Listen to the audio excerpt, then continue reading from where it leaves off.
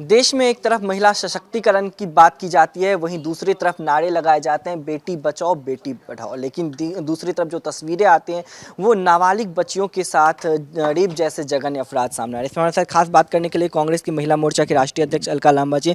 Ma'am, एक तरफ बेटी बचाओ बेटी पढ़ाओ के नारे लगाए जाते हैं, वहीं दूसरी तरफ यदि महिलाओं के साथ यदि अपराध की जो वारदात है वो लगातार बढ़ते हुए नजर आ रहे हैं। देखिए, नारा तो यही था बेटी बचाओ का, लेकिन प्रधानमंत्री जी ने एक बार ऐसा भी बयान दे दिया था, जबान फिसल गई थी प्रधानमंत्री जी की, बेशर्मी के साथ माफ़ी भी नहीं मांगी, बेटी बचाओ बेटी पटाओ।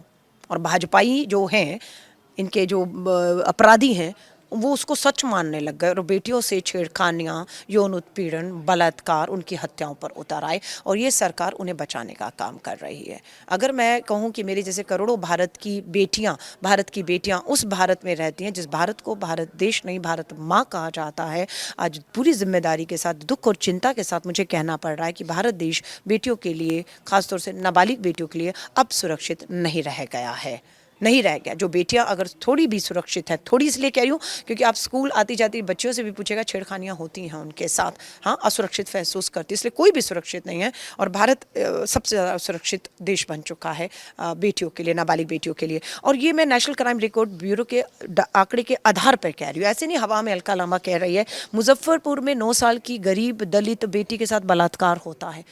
बलात्कार वाले ने तो बलात्कार किया, लेकिन सिस्टम ने भी उसके साथ न्याय नहीं किया, उसे समय पर इलाज नहीं दिया, पुलिस समय पर कोर्ट में सबूत नहीं पेश कर पा रही, जिससे जो है कन्विक्शन रेट आप कहेंगे मात्र 3% है, बरी हो रहे हैं, सब बरी हो रहे हैं क्योंकि कोर्ट में इनके खिलाफ उम्र कैद की सजा हो गई। आपके मुजफ्फरपुर में ब्रिजेश ठाकुर को उम्र कैद की सजा हो गई, लेकिन उसके बाद बरी हो गया। क्यों? पुलिस सबूत नहीं दे पाई, बेटी मौत के मुंह में चली गई क्योंकि वहाँ का जो अस्पताल है वो उन्हें इलाज समय पर रहते नहीं दे पाए। तो ये तो सिस्टम भी तो यही कर रहा है ना। तो आज अंकिता भंडारी के मामले पे भी आप देखिएगा किस बेशर्मी से पुष्कर धामी ने फैसला आते ही श्रेय लेने के लिए अपना फोटो लगाकर, हाँ, अंकिता भंडारी को श्रद्धांजलि देते हुए फोटो होता तो किसी को आपत्ति नहीं होती, और विज्ञापन में श्रेय ले रहे हैं अंकिता भंडारी को। न्याय आपने दिलवाया, आपने तो अपराधी को बचाने की कोशिश की। कौन है वो वीवीआईपी? आज सवाल उठ रहे हैं, वो वीवीआईपी कांग्रेस का होता या दूसरे दल का होता, अब तक सामने आ चुका हो तो सजा भी होती, और आप इसको पत्रकार लेकर बैठे होते, उनकी तस्वीरों को आज छुपाया जा रहा है। इनकी साबित होता है कि वो वीवीआईपी भाजपा का ही बड़ा नेता था जिसने इस पूरे घटनाक्रम को अंजाम पहुंचाया है। और इसमें झूठा विज्ञापन, दिवंगत अंकिता भंडारी के पिता भाई को सरकारी नौकरी दी है, झूठा विज्ञापन है, अपमानित करता है अंकिता भंडारी के परिवार को। उनके पिता आज बताते हैं कि पूछ रहे हैं धामी जी, कौन से सरकारी विभाग में कब मुझे और मेरे बेटे को नौकरी दी है, विज्ञापन से हमें पता चल रहा है, बताइए। सो धामी जी को माफ़ी मांगनी चाहिए और भाजपा के शीर्ष नेतृत्व को इस झूठे भ्रमित विज्ञापन के लिए उन्हें मुख्यमंत्री के पद से भी हटाना चाहिए। आपने सरकारी आंकड़ों का भी जिक्र किया और साथ ही राज्यों का जिक्र किया। राजस्थान हो, उत्तर प्रदेश हो, मध्य प्रदेश हो, महाराष्ट्र हो, बिहार हो, तो ये तमाम ऐसे राज्य हैं जहाँ पे महिलाओं के साथ जो दुष्कर्म की जो घटनाएं हैं वो सबसे अधिक पाई जाती है। हाँ बिल्कुल, कारण ये है ना, भाजपा की डबल इंजन की सरकारें हैं। और आप देख लीजिए, ये पोस्टर में लेकर आई हूँ, ये देख लीजिए, इन्हीं राज्यों में सबसे ज़्यादा अपराध है ना, और अपराध करने वाले भाजपा के बड़े नेता हैं और ये बच निकलते हैं सारे। ये हैं ब्रजभूषण सिंह, इनके ऊपर मामला दिल्ली पुलिस ने दर्ज नहीं किया था, सुप्रीम कोर्ट के कहने पर मामला दर्ज हुआ, और जिस नाबालिग बेटी ने आरोप लगाया था, क्लोजर रिपोर्ट दिल्ली पुलिस ने कोर्ट में दे दी, मामला खत्म हो गया, बरी हो गए, बंद हो गया। क्यों? यही तो है कि आप पीड़िता को, गवाहों को डराते हैं, धमकाते हैं, दबाते हैं, और गवाह और सबूत आप नष्ट करते हैं। और अगर उसके खिलाफ सबूत है, गवाह हैं, सब कुछ है, तो आप उसको इलाज में कोताही करेंगे, है ना। हुआ ना हाथरस में, दलित बेटी के साथ बलात्कार के बाद, इलाज में देरी के बाद पेट्रोल डालकर रात को 2:30 बजे शव जलाया जाता है।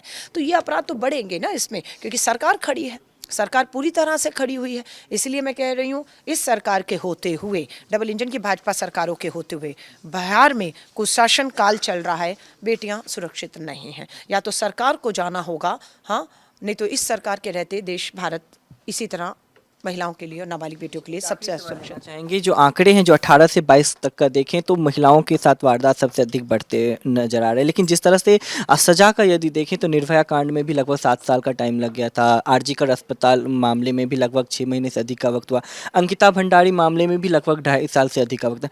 ये कम कैसे होगी, क्योंकि सजा मौत मांगी जाती है और उम्र कैद दी जाती है। देखिए, निर्भया कानून के बाद कांग्रेस की सरकार ने जो है जस्टिस वर्मा जो है एक पूरी रिपोर्ट की पेश, और जिससे कानूनों को सख्त किया गया। नाबालिग बेटियों में के जो है बलात्कार में फांसी की सजा भी पुख्ता की गई। लेकिन आप देखिए फास्ट ट्रैक स्पेशल कोर्ट कितनी है हमारे पास, 700 कुछ है। पोक्सो कोर्ट कितनी है, 400 कुछ। मामले कितने हैं, लाखों में मामले हैं। दिल्ली के अंदर अगर फैसला आना हो, जो अभी मामला चल रहा है इस समय अदालत में, 28 साल लग जाएंगे। इतने मामले पेंडिंग में हैं कि फास्ट ट्रैक कोर्ट में भी, पोक्सो कोर्ट में भी 28 साल और बिहार में 25 साल, इतने इतने साल लग जाएंगे। ये मजाक नहीं तो और क्या है। किसको काम करना है, सरकारों को काम करना है। सरकारें काम क्यों नहीं कर रही, क्योंकि सरकारों की प्राथमिकता में ही नहीं है। प्राथमिकताओं में लाएंगी तो उनके नेता नप जाएंगे। और उम्र कैद की सजा से कुछ नहीं हो रहा। ब्रिजेश ठाकुर जो है मुजफ्फरपुर बालिका सुधार गृह वाला, उम्र कैद सुनाई दी गई है, लेकिन अभी जनवरी में पता लगता है 10 के 10 बाइज्जत बरी हो गए, क्योंकि उच्च अदालत में पुलिस सबूत पेश करने में फेल हो गई। अंकिता भंडारी केस में बुलडोजर चला के सबूत नष्ट कर दिए गए, इसलिए जिसे फांसी होनी चाहिए थी वो मुस्कुराता हुआ, हाथ हिलाता हुआ जेल जा रहा है आज, क्योंकि उसे पता है उसकी उम्र कैद भी इसी तरह माफ हो जाएगी जिस तरह से गुजरात में बिल्किस बानो के 11 बलात्कारियों को उम्र कैद की सजा माफ भाजपा मोदी सरकार करती है, लेकिन सुप्रीम कोर्ट वापस उसे बहाल करती है उनकी सजाओं को। हमारे साथ बात करने के लिए अलका लांबा थी। कैमरामैन देवेंद्र के साथ दीपक झा, दिल्ली, भारत समाचार।